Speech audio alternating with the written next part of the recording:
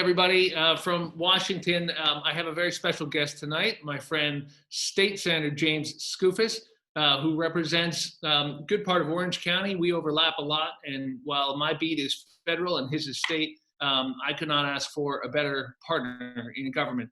Now, I'm coming to you tonight from Washington. We're down here. There's a lot going on. In fact, it's going on right now, and so I'm going to have to run in about 40 minutes and go vote on the House floor. But between now and then, we'd love to be able to hear from you, answer your questions, let you know how we can be helpful. I know my office is working so hard, helping so many people with so many different aspects of both the public health emergency and the economic crisis. And there's a lot of help in the pipeline at the federal level. We know you have questions. We're here to help. But let me introduce Senator Skoufis because he's done such extraordinary work for the Hudson Valley. He's only in his first term in the Senate, but he has already made a big mark for himself and has been a leader for our region and a real fighter for things that are important to the Hudson Valley. So I'm thrilled to be able to work with him tonight and every night. James, say hello. Hey, thanks very much. And it's really a delight to be on the Sean Show. I know you've been hosting these Facebook Lives, and it's great to partner with you. And the feeling is so mutual, you know, and you're literally working for us as we speak, about to go out and vote. And I'm sure we'll talk about some of the pending issues and, what Congress is working on and sort of how it trickles down. And but I'm grateful. I know so many people in the district I represent, much of which overlaps, as you noted, are extraordinarily grateful for what the House is doing. And look, as a state legislator, we are all eyes on what comes next out of Congress. And certainly we know the HEROES Act passed the U.S. House, and New York State, and like so many other states, our government here in New York is in desperate need of relief, just as so many people, so many small businesses are continuing to struggle and in desperate need of additional support. And so, like your office, no doubt, my team has been working harder than I think they've ever worked, quite frankly. And our office has, among many other things, turned into a satellite unemployment office. We're approaching just about 3,000 unique constituents who have come to us over this time with just unemployment insurance problems. And, we try and expedite them, process them. There were whole loads of issues with the Department of Labor, especially early on. But just like you, we're trying to get out PPE, we're trying to get out hand sanitizer, we're trying to get out information. Right? I mean, there's still not so much as it was early on, but there's still a lot of confusion. What is phase one? What businesses can open now? What's in phase two? And, so just as the world around us has changed and had to accommodate in a lot of different ways, I think our offices have had to be creative and have transformed in their own ways in helping our constituents as well. And so look, I was just going to say, we're back in session in the state legislature. In fact, we voted on about 30 bills today. We've got a number more tomorrow. And so just as, we've entered this new stage of beginning to reopen the economy, I think now the state government, and in many ways, I'm sure the federal government is looking ahead, but while also remembering, look, we just hit CNN literally, I think 5 minutes ago, reported 100,000 deaths. That grim milestone has been hit in this country. And, so we can't lose sight of the fact that there's been so much devastation. But now we are looking to this next sort of chapter, if you will, about how do we rebuild, how do we get reopened again while still maintaining good public health practices, protecting everyone's safety and health. But how do we move on to this next step? And from the state's perspective, we've now begun to do that. The governor has taken the reins in many ways the past couple of months.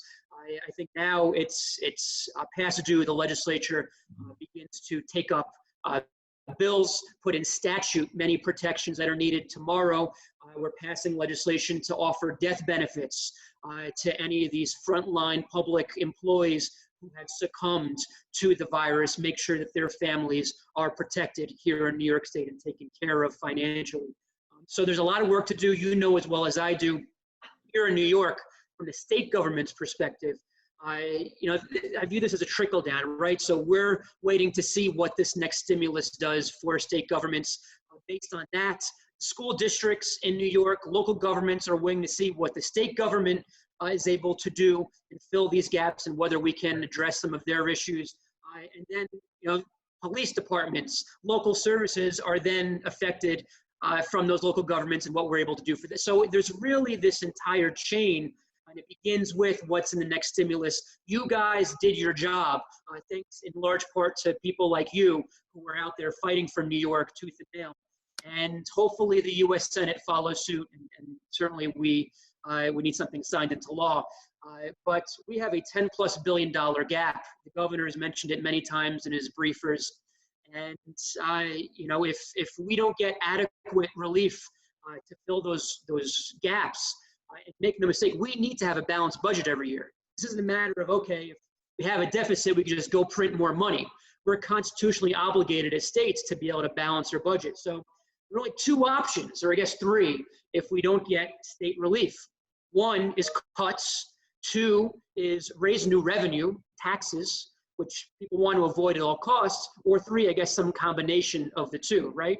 And so, we're looking to Congress. You've done your job, and we're grateful for fighting for us.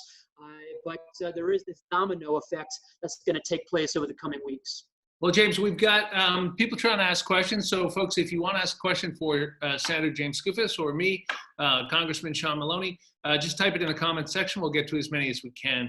I get the first question because I'm the host, and it's of Senator Skoufis. But just on the last point you mentioned, James, you could not be more right. The big fight, folks, right now is making sure New York gets what we're owed in terms of disaster relief.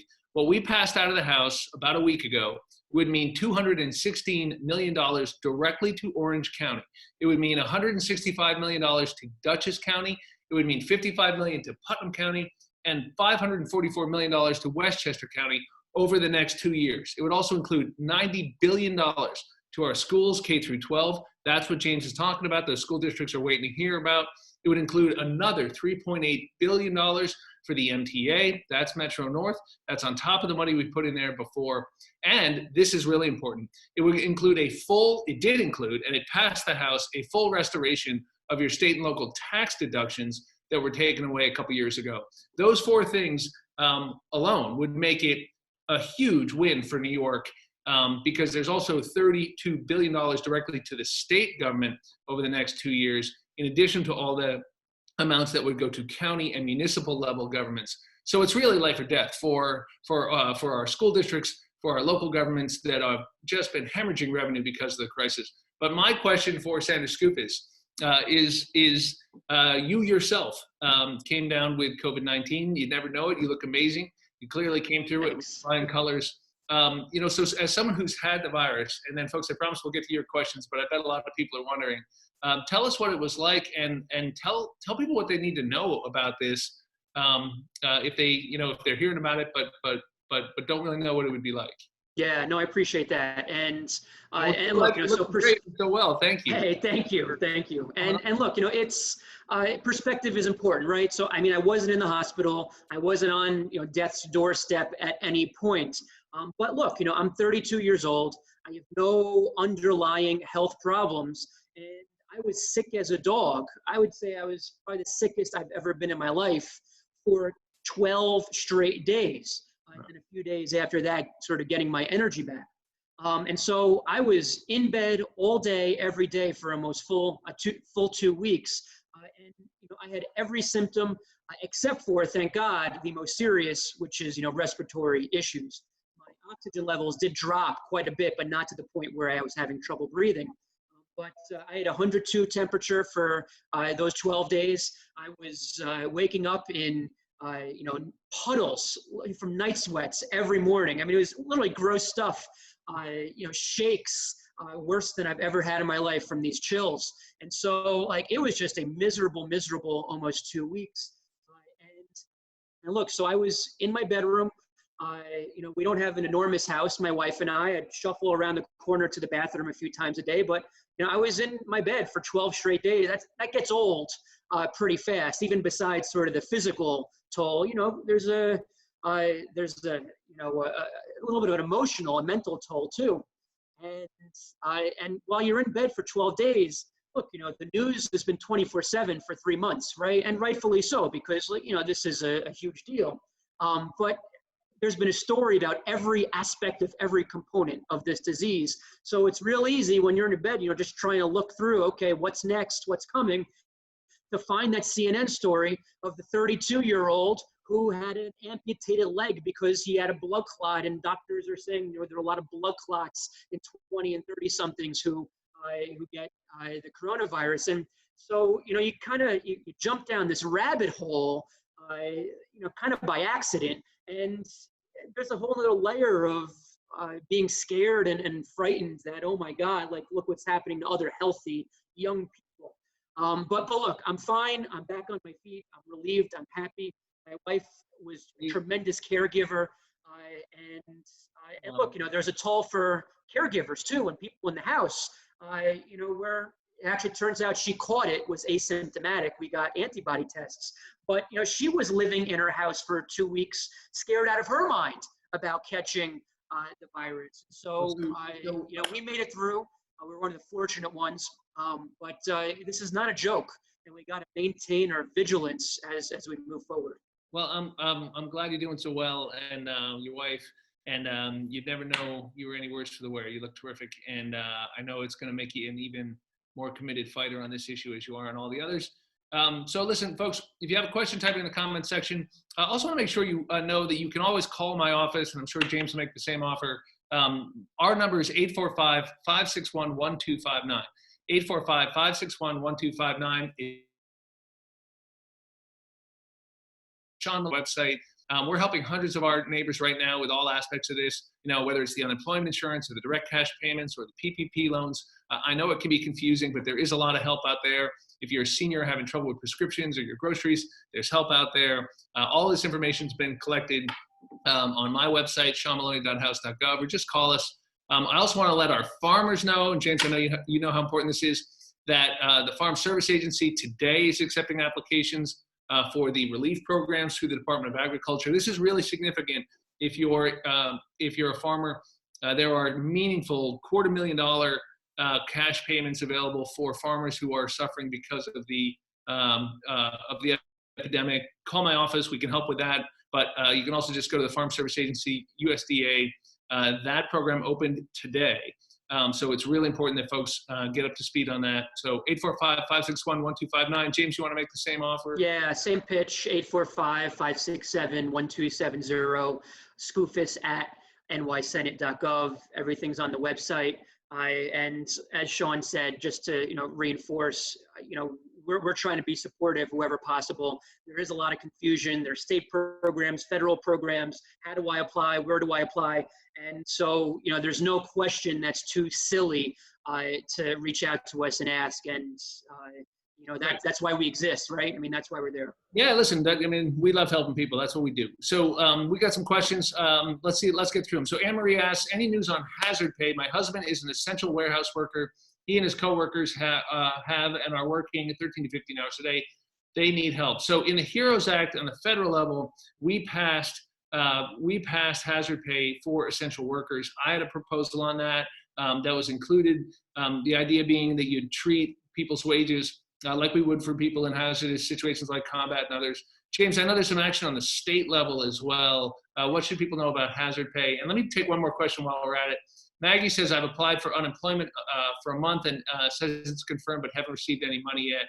Yeah, boy, Maggie, we're helping a lot of people who are waiting on unemployment. So, James, you may want to address that too on what's going on the state level. But, millions and millions of people have applied for unemployment benefits.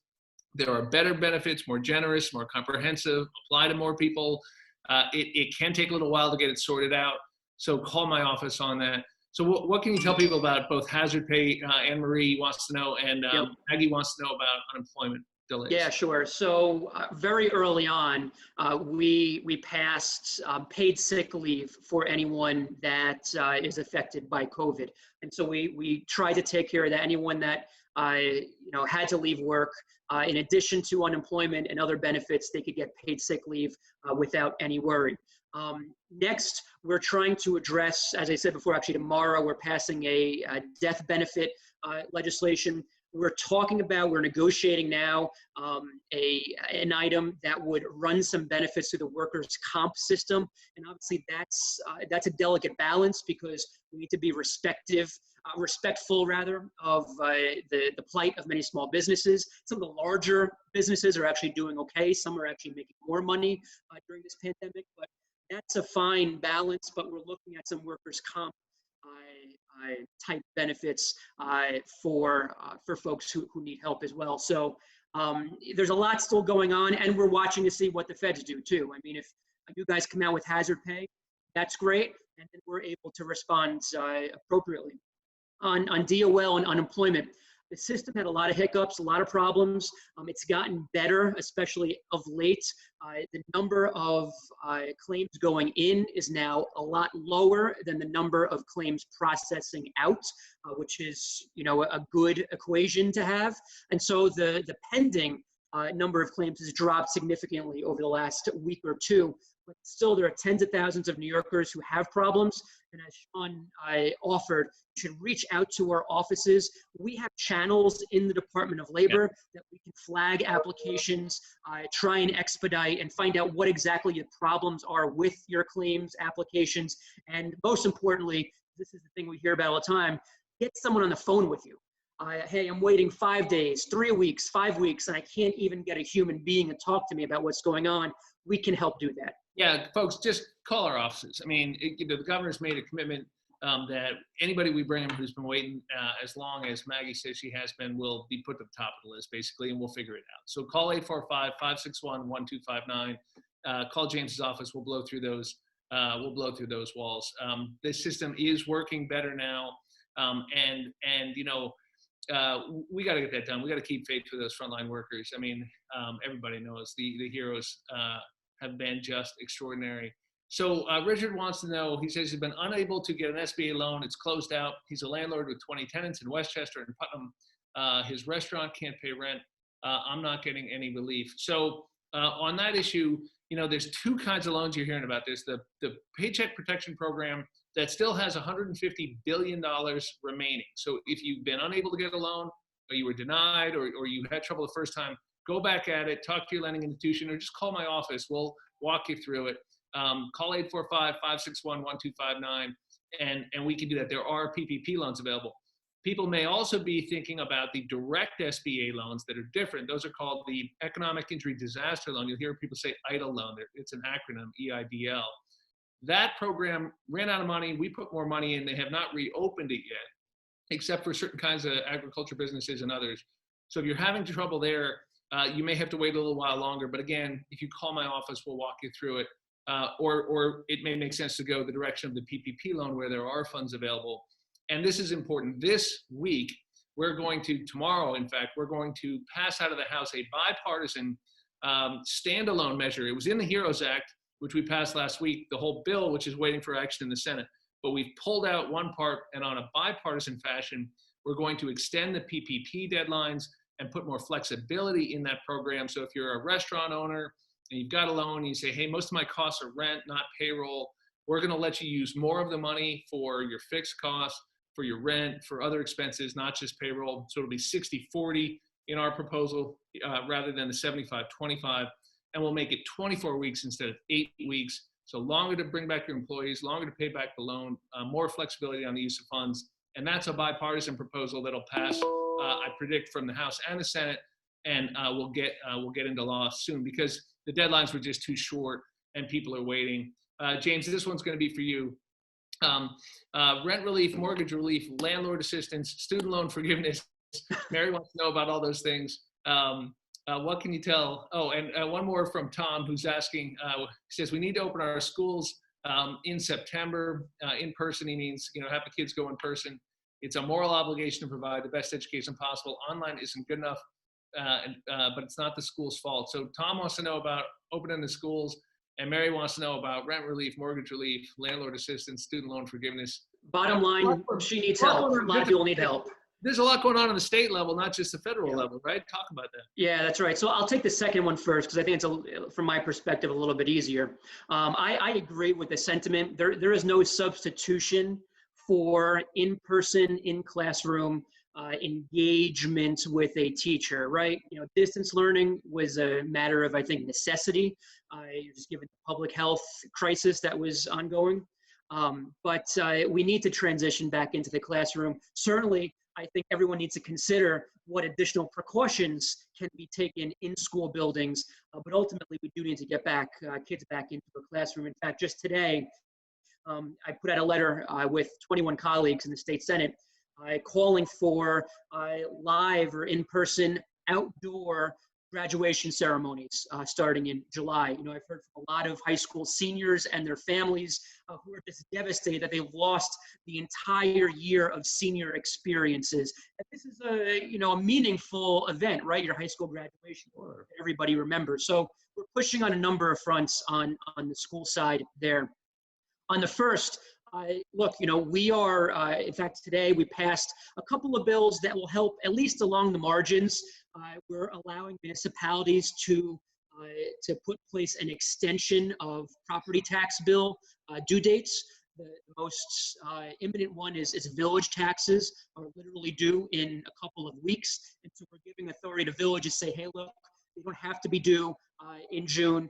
They can be due in July or August, and we can give you more time to get your job back and get a paycheck coming back into your household. We are talking about rent relief. In fact, I think in one of your previous stimulus bills, one of the eligible items for COVID money was rent relief. And so we're looking at providing some relief there to tenants. But similarly, look, my district is 70-30 homeowners, tenants. And there was a USA Today story just a couple days ago that pointed out the number of people, the percentage of people that have missed their most recent mortgage payment, monthly payment, has more than doubled from 3% to about 6.5%. And so we've got to provide relief to everyone who's struggling right now, especially who's out of work. The unemployment check doesn't quite make up for their mortgage payment or rent payment. And we've got to fill in some of those gaps. And so we're having those conversations about really just real basic general relief for tax bills, mortgage payments, rent bills. It's hard, right? Because we're at the same time broke. So a lot of moving pieces, but we understand that there's a significant need that we have to address. Well, and folks, so I know it's confusing and it can be alphabet soup, but there have been 4 major pieces of legislation passed out of Washington on a bipartisan basis, signed by the president. They had become law. The biggest was the CARES Act. But just a week ago, we passed the 4th, which is called the HEROES Act. That's what contains $30 billion for New York State over 2 years and an additional $30+ billion for local government, for counties and municipalities. That's the hundreds of millions of dollars, couple $100 million for Orange County, $500 million for Westchester County. But in addition to those things, there is about $100 billion in the HEROES Act that is sitting on Mitch McConnell's desk that would be for rent relief and for landlords, so that we know that there are landlords who have mortgages too. We know we can't just tell tenants and expect the landlords to go under. And so we have a sweeping proposal to support renters and landlords during the pendency of this crisis in the HEROES Act. It's just one more part of that bill, and that would allow the state to kind of do the kinds of things they've done around forbearance for mortgages and a moratorium on evictions and things that people are worried about right now. Am I going to get thrown out of my house? Am I going to lose my place to live? We know we can't do that forever, right? The market has to still function, and so that's why we've passed those measures. So Councilman Anthony Grease in Newburgh wants specific help for the city of Newburgh, especially in the area of infrastructure. All right, so $62 million in the HEROES Act over 2 years for Newburgh. Think about what that would mean for the city of Newburgh, right, James? That would be really significant. Enormous. But of course, this is also just to get back to the line of scrimmage, because cities and counties have lost huge amounts of revenue I mean, Woodbury Common has been closed. That's $50 million a year, right, in sales tax revenue to Orange County. I think, if I got that right, James. I mean, that. Yeah, it's huge, and that money is shared with the local cities, towns, and villages in Orange County. And that's replicated across all of our communities. So we're not talking about a windfall. We're talking about supporting cities that will otherwise be laying off cops and firefighters, and school districts will have to deal with sweeping cuts. The SUNY CUNY system. So we're talking about teachers laying off, professors being laid off. This is not a joke. We either get the help from Washington, or we're going to have a real problem on the local level. So Daniel wants to know, for you, Senator,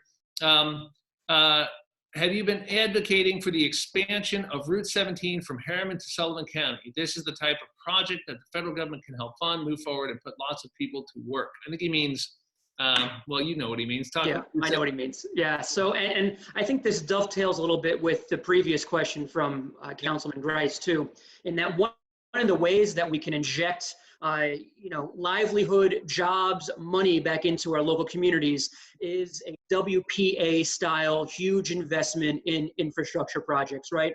Highways, bridges, roads, water, sewer, get lots of people back to work, and you could do that relatively quickly.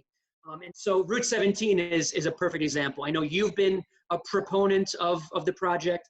I've pushed for it very strongly alongside Senator Jen Metzger up in Albany. And for those who don't know, this project would widen Route 17, which runs through the heart of Orange and Sullivan counties, from 2 lanes in each direction to 3 lanes in each direction. Get rid of some of that gridlock, especially with Legoland on the horizon and lots of other projects in that corridor. And so yeah, look, there's environmental work happening literally right now that could take about a year. Once that is up and done, we'll be primed, I believe, to fund this project in the DOT capital program next year when it's negotiated. We hope it'll be a 5-year DOT capital program. We did a patchwork 1 year, given the financial circumstances, a couple of months ago. And the expectations will have a robust full plan next year, get a lot of people back to work. And this is a perfect project, big project, talking hundreds of millions of dollars to get people back to work and improve quality of life at the same time. Yeah, and so here's the news in Washington, and Daniel, we got it. I mean, we not just Route 17, but all of our infrastructure. And by the way, on the previous question about schools, the HEROES Act has $8.8 billion for rural broadband, which is absolutely critical for kids who are trying to do distance learning and don't have decent internet. But back to surface transportation, we're going to mark up in my committee. So I'm on the House Infrastructure Committee. I chair the Marine Transportation Subcommittee, which handles a bunch of issues. That's why we're banning oil barges on the Hudson River, by the way. But on surface transportation, there's a very good chance we'll pass a bipartisan bill out of the House. We're going to mark it up in committee in just a few weeks. Now, we're going to have to do that under new procedures, and it's a little cumbersome, but we are committed to doing it. And it is going to be about $1 trillion with a T over 10 years, about $500 billion, $1 trillion over 5 years, which is roughly the president's goal of having $2 trillion over 10 years. So $1 trillion bill for infrastructure that will cover the gamut of our roads and our bridges and our airports and our ports and our broadband systems. And it would be critically important to put so many people back to work, but also build wealth for the future. And that money is what's going to allow James and the guys at the state level to fund that capital budget. Senator Skoufis was instrumental on getting the interchange done at exit 133, right around Woodbury Common. Huge project, which better connects the thruway to Route 17 and to Woodbury Common. And we got to finish the job. But we need to do it all. And by the way, I've got legislation in there that would dedicate a huge amount of money to our local bridges to get those cleaned up, and also to our dams, because we have a lot of high hazard dams in the Hudson Valley. We saw that terrible dam failure in Michigan recently. So amen. And my job on the federal level is to get the funds, send them to the states so that guys like James can get it done. Right? Should we get a couple more questions in? So you got Congressman Maloney and State Senator James Skoufis. We got a few more minutes. I'm going to have to run over to the House floor and vote in about 15 minutes. But let's get some more questions in. Deb would like to know, do we know when patient surgery will be allowed? Well, I believe, James, correct me if I'm wrong, I believe they are now allowing elective surgeries, which I think is what Deb is asking about, in all the areas I represent in the Hudson Valley. For a while, they stopped elective surgeries because we were worried about hospital capacity. But the good news is now, I think that's being allowed in all of Orange County, right? I know. Yeah, it's elective surgeries are open again everywhere except New York City. Yeah, and the good news there is it's because we have the hospital capacity, because thank God we've seen the decline in hospitalizations, and that's so important. It's another time to remember that we have a lot of work to do in thanking those frontline workers. I mean, locally, I know so many people, people at Cornerstone, or the people at Crystal Run, or the people at St. Luke's Cornwall, who were just working heroically. And James, you had the virus. You know what it would have meant if you had to go to the hospital. It was a scary time when it wasn't clear. Yeah, look, I'm a patient at Cornerstone, and so my doctor there, thank God, took care of me, and she's wonderful, and they're all wonderful. But I saw Joan Cusack McGurk, CEO of St. Luke's, just literally yesterday, and she affirmed, thank God, that the numbers are coming down quite a bit. Their capacity is building back up. All the metrics are in a good place, which allows us to reopen. But the elective surgery, look, that was something that was important, as you noted, to build capacity. There's a lot of those beds, they're taken up, they're soaked up by people who are recovering from elective surgeries. On the other hand, though, that's also a big moneymaker for our hospitals. And so when those elective surgeries were shut down, the hospitals lost a tremendous source of revenue, which is more reason, as you well know, because you helped fight for it, more reason why we needed hospital money in those stimulus bills, and why the state needs to make sure we protect funding for hospitals. It's all interconnected, but elective surgeries are back open again because we have those beds available. Right, and folks, that means that we have to spend less money at the federal level supporting the hospitals and supporting the independent physician networks that can now once again start to generate the revenue they normally generate. Because a lot of this work they've done, which was life-saving and heroic, was not someplace they were going to make money. And in fact, a lot of this stuff is just a loss for them. And so we need them to be economically healthy as well, so that we can lower those federal payments and get them up on their feet again. And plus, we all want to be able to get surgery if we need it. Hey, Carol would like to know your thoughts on mail-in voting. Boy, this is a big subject. I have so many people talk to me about, what's going to happen in the election. Are we going to have foreign influence? Are we going to be able to vote because of the pandemic?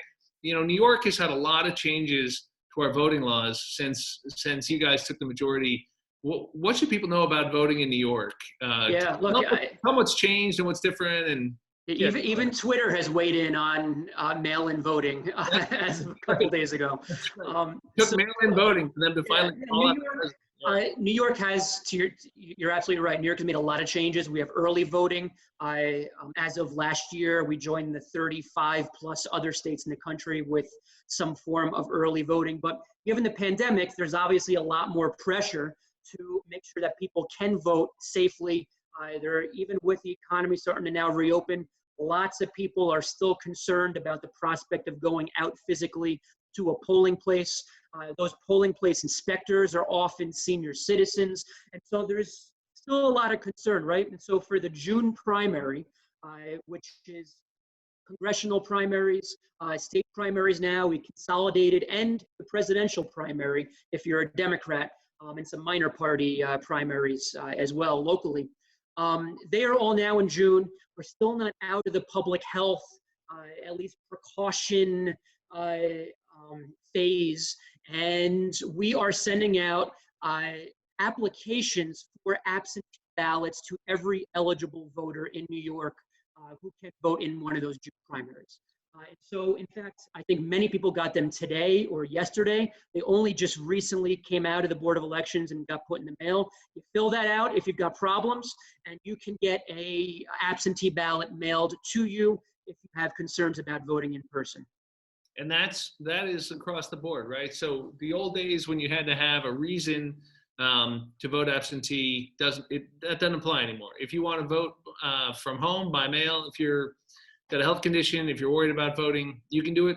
And you're going to mail ballots to every registered voter. Is that right?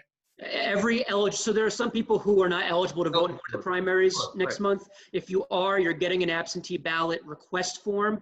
And you're right, if you have a concern about COVID, that's a legitimate reason to now request an absentee ballot. You can vote by mail from home without any issues. And even the postage is paid for. So, there's literally no reason to not participate if you're eligible next month. Well, and folks, on the federal level, a bunch of us are fighting so that every state should have a plan for mail-in voting. It's how our military votes, by the way. The stuff you hear about there being fraud, it's just not true. It's secure. It can be audited. It's verifiable. The states that do it are very happy with the process. By the way, those are Republican and Democratic states. It's just common sense. We shouldn't be making seniors go stand in line if they're worried about their health or people with health conditions, because we know we're still going to be dealing with this virus in the fall, and we shouldn't be getting in the way of people's vote. It's just pretty fundamental.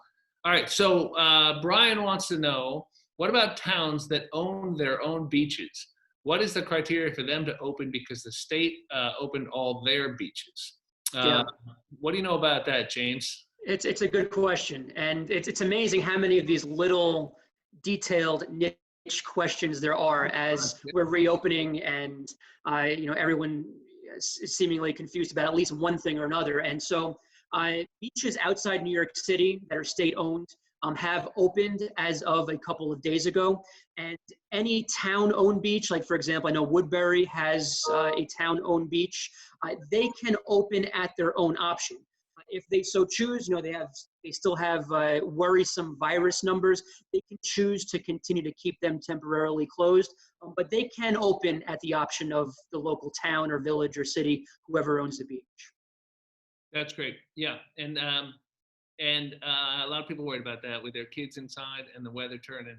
And of course, sorry to interrupt. No, fine. I think this is a perfect opportunity to just remind people, hey, look, even when these things start opening, you still got to be socially distant.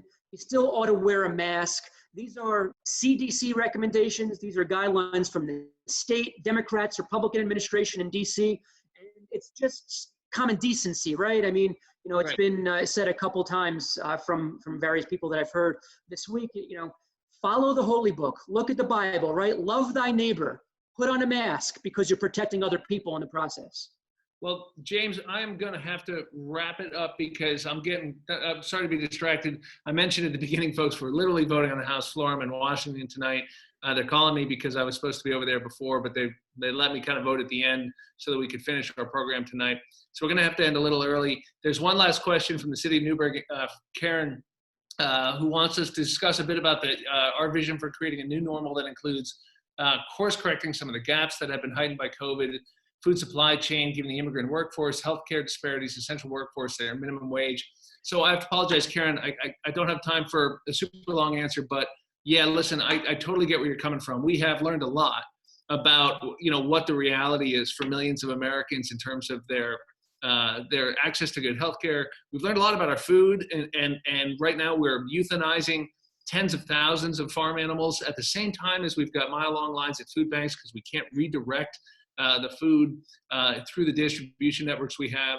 So we just need better planning. We need to plan for these type of emergencies. We need a better stockpile for healthcare, PPE. There's a lot of things we can do relatively cheaply, right, James, to be prepared for the next pandemic. And then, of course, we should also hopefully come out of this with some more humanity and a sense of our own vulnerability and some perspective on how small some of the things we fight about are and how important things actually can still unite us. But listen, I got to go run and vote. James, any final words tonight? Thank you so much for joining us. We really appreciate all the work you do in Albany. You got one of the best here in public service, folks. This guy is honest and he's hardworking and he's smart and he's doing a great job. Last words to you, Senator. Yeah, no, thank you. The feeling's mutual. Thanks for all that you're doing. You're literally going out to work for us this moment. And I'm grateful for the opportunity because a lot of this is, look, I know you were on the other day with Republican county executives. This kind of stuff needs to rise above politics, right? Helping New York State with funding and trying to provide hazard pay and trying to provide death benefits and trying to get out PPE. there's no Democratic or Republican way, or there ought not to be a Democratic or Republican way of doing those things. And that's our mission. That's what we're going to continue to try and do. And to reinforce your message, reach out to us. I'm in the city of Newburgh, my office, but we serve Rockland, Orange, Ulster counties. You've got a huge district serving a lot of people. And that's why we exist, for times like this, when we can provide some support, we can cut some red tape. So give us a call. And thank you, Sean. Yes, thank you, James, and thank everybody. I've got my mask and I'm going to vote. Stay safe, and we'll talk to you soon. Thanks, James. Bye. Thanks, Sean.